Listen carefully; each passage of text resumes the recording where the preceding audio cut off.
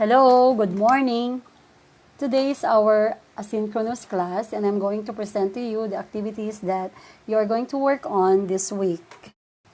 So I hope you will be with me today and listen carefully to my discussion. Our first activity is activity number 5, the interactive video viewing.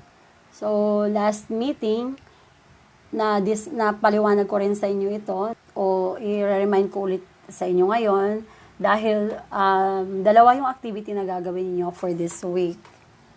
Okay?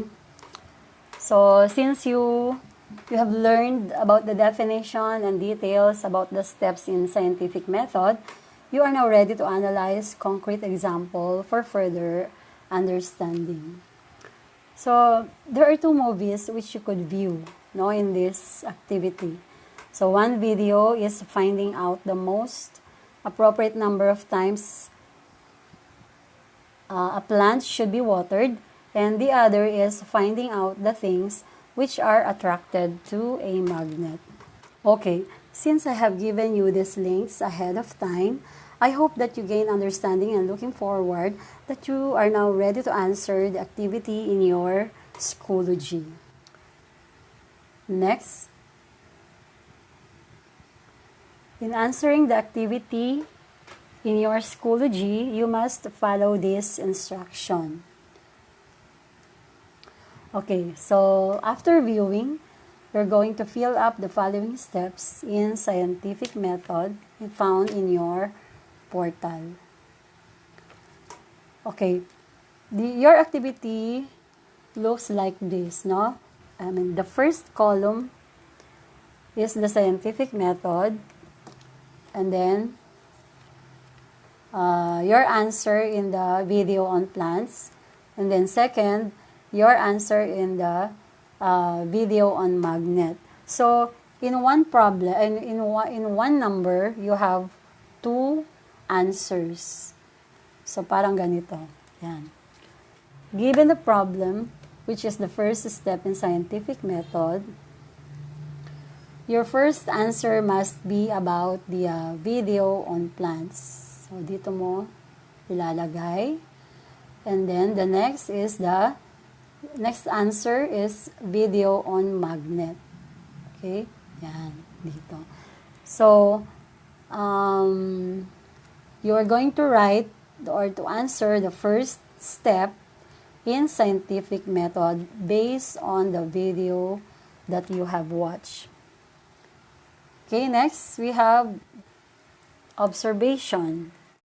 So in this step, state your observation about the process on watering the plant and materials that are attracted and not attracted to magnet.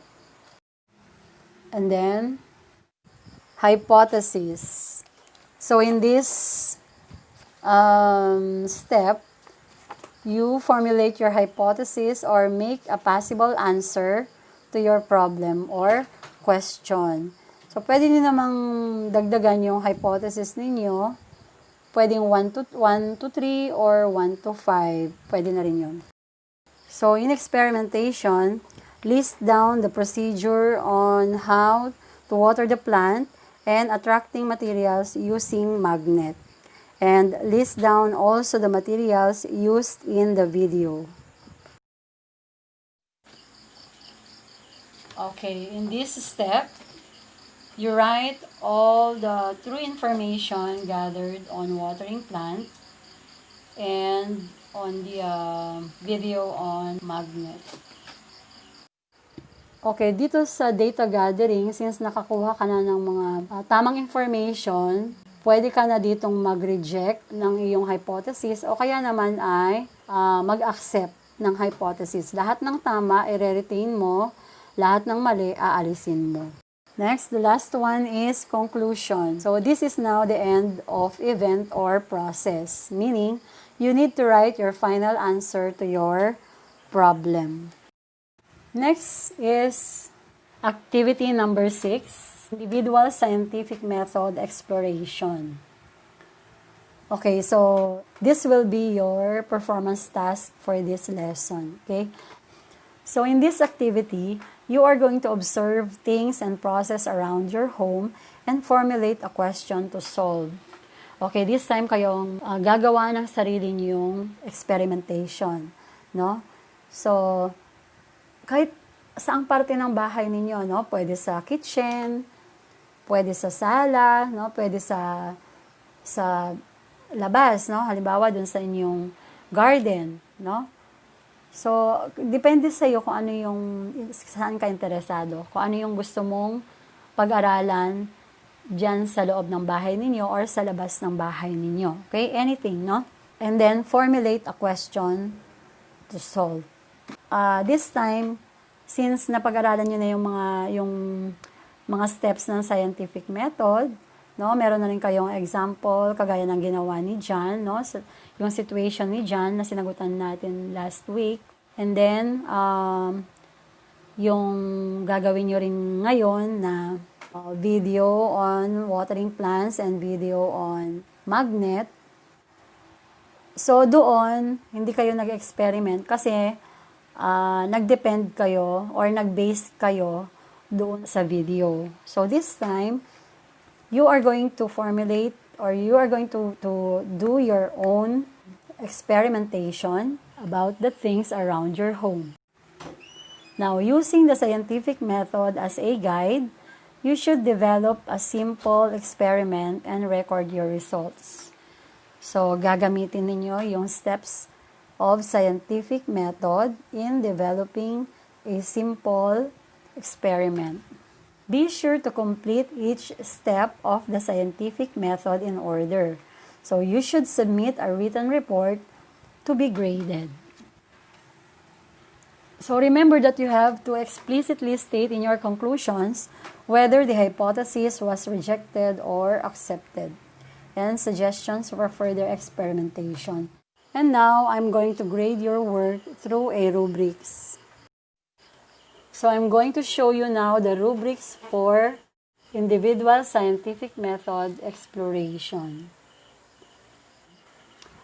Okay, so in grading criteria, we have the observation, hypothesis, defined variables, procedure, analysis, and conclusion. So, 5 points for superior, 4 points for excellent, 3 points for good, 2 points fair, and 1 point for poor. For superior, you must meet all requirements, exhaustive coverage, completely understands problem and ability to apply solution, shows evidence of creativity, few errors. For excellent, you must meet all the requirements of task, well-defined and documented, excellent understanding and ability to apply solution, shows evidence of creativity, few errors. Next, good, meets requirements, fairly well planned and documented, shows an understanding and ability to apply data to the solution of new problem, could show more of creativity and more details, few grammatical and mechanical errors. Fair, uneven works, meets some requirement, poor coverage, little understanding and ability to apply data to problem solving, needs to improve in significant areas, many grammatical, mechanical, and mechanical errors.